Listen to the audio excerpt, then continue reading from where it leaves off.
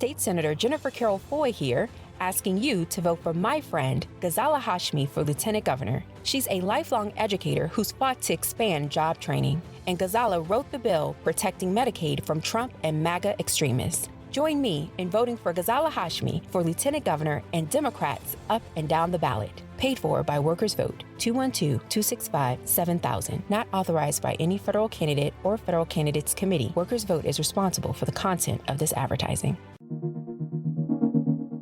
Exploring both interstellar and interpersonal space-time continuums. The Last Show with David Cooper.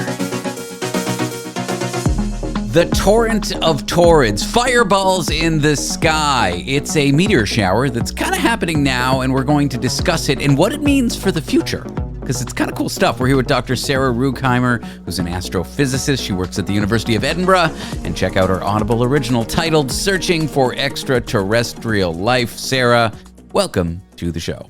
Thanks for having me. If I want to see a meteor shower on top of my building in New York, is probably not the best place to see it, right?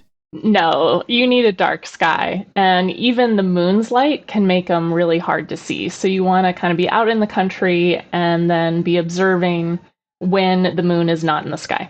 So tell me about this torrid meteor shower. It happens but once a year around Halloween. It's super spooky, but there's some indication that in the next, 7 years, 11 years, things could get a little rough with this meteor shower. Yes, so this torrid stream happens every year around late October, early November, so it's often called the Halloween fireballs, and it emanates from Taurus in the sky, from the constellation Taurus, the bull. And there's a model, we don't know if this is true yet, but it could be a lot stronger in 2032 and 2036. Creating a higher chance of like a fireball or an airburst in our atmosphere. Now, this is a very small risk that anything would actually happen in a very harmful way, so this is a very low probability, slightly increasing. When you say fireball or airburst, that sounds fun, but these can actually be dangerous. That's when there's so many objects hitting our atmosphere, they can like burn down stuff, and it's happened before. Yes, so the most notable airburst is the Tunguska airburst in 1908. This was in Russia, and it just flattened something like 2,000 square meters in Siberia. So it hit in Siberia. Not a lot of people were impacted. I think there were 3 deaths, but like if that were to hit a city, it would be a disaster. It's like almost biblical. I mean, maybe this is what the old, religious stories are based on. Some airburst that happened 5,000 years ago and people not understanding what it was. Absolutely. In fact, I'd recommend the interested listener go to the Tunguska Wikipedia page and read some of the accounts that we have from people who were there. I mean, they do sound apocalyptic, huge bursts of thunder. The brightness was brighter than the sun. They had to turn away. It was so bright. This object, and of course a lot of destruction around. And how can this happen? We'll just pass through this group of rocks that are out there, and we'll pass through a patch of it that has too many rocks for our atmosphere to handle and break up so that they kind of hit through. Why this year is it just a pretty thing to look at around Halloween, but in 7 or 11 years it could be potentially dangerous? Yeah, so in meteor showers, these are usually just kind of small rocks that burn up in our atmosphere. They pose really no threat to us. We see them, kind of wish upon a star in a dark night sky. It's usually a fun occasion. Really what determines whether it's dangerous or not is how big the incoming object is. So if it's very large, it's not going to get burned up fully in our atmosphere and make impact, right? So think, the meteor that killed the dinosaurs. That was a much bigger object, wiped out those big reptiles and gave rise to us mammals. So that's like the most extreme case. And, there's always a frequency of chance for any object to be more threatening or less threatening. Most of them are not threatening. And we try to keep an eye on any of the extinction level asteroids. That's, why we have these tracking devices and telescopes looking for anything that could cause a lot of harm. But basically what's happening here is this stream of meteors that we cross through on our orbital path it's kind of, Jupiter has a resonance with it, and think of Jupiter like a border collie. It's just shepherding all of these together a little bit more. So there's a higher concentration of them in 2032 and 2036. And so that's this like gravitational resonance with Jupiter is what would cause the higher number of them, which could increase the chance that one of them is harmful. Interesting. So Jupiter's gravity well sort of pulls in or shapes them in a way where they clump together a little more. And if we pass through that clump, there's a small chance of a firestorm.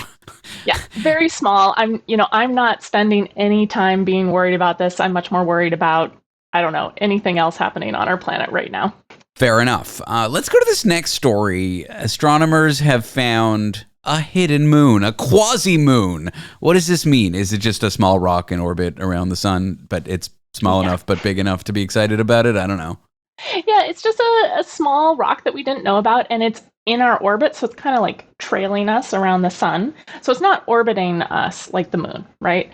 But it's really tiny. Actually, it's only 100 feet across. Oh. It's just a super little small rock ball, but it is close to us. So this actually means that it could be a potential target for, say, trying out asteroid mining. So asteroid mining is, why would we even care to go to asteroids? Well, basically, a lot of the rare precious metals on Earth, they're heavier and they've sunk to our core. So there's a less abundance of them near the surface. But on asteroids, that's not true. These objects are not big enough to have gravity pull everything inside. So you have there's a higher abundance of those rare precious metals at the surface, which is why we would even consider doing that. We might start calling the rare earth metals common asteroid metals. Is that, that would be a good name. You should definitely run with that. Speaking of names, who gets to name these objects when they're discovered? Like this space rock trailing the Earth, would it be the people who discover it? Like, what do we call this thing? Yeah, there are different naming conventions depending on how the object is found. Usually it has something to do with the year and the sort of observatory that found it and what number it is in this year. So this one is 2025 PN7.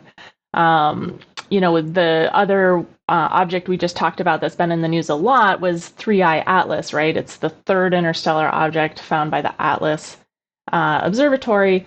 So if you're prominent enough, you can have an asteroid named after you. That's kind of fun. But usually they're just given a boring numerical name that has something to do with the year, the observatory, and what number it is. I would be remiss if we didn't at least ask you about 3I Atlas. Is it still hanging out behind the sun, unable to see it? We're hoping to see it pop out the other side, completely launched with its alien capsules, ready to go, ready to take over the solar system in maybe a few months? Exactly. If that happens, we'll talk before our incoming destruction. But yes, it's still behind the sun.